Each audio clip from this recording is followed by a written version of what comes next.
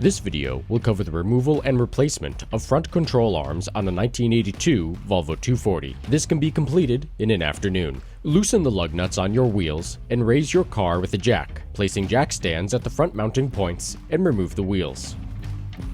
Disconnect the anti-sway bar by removing the end-link securing nut. Disconnect the McPherson strut by unscrewing the ball joint from the control arm, which is secured with 3 screws. Unseat the rear bushing bracket from the side member by removing the 3 screws.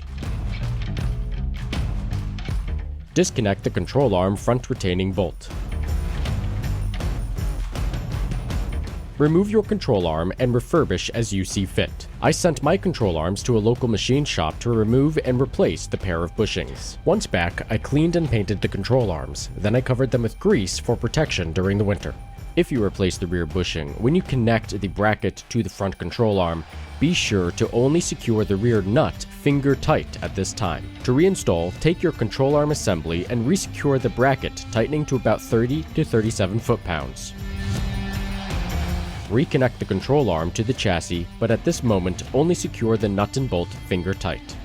With regards to the D24 engine, the passenger side control arm shares a mounting point with an engine mount. Using a jack to slightly lift the engine will make reinstallation significantly easier.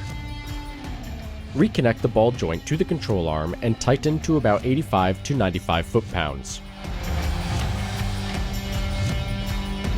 Reconnect your end link to the sway bar.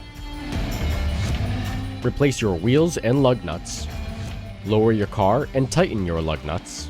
Rock the car back and forth multiple times to let the bushings and control arms settle into place.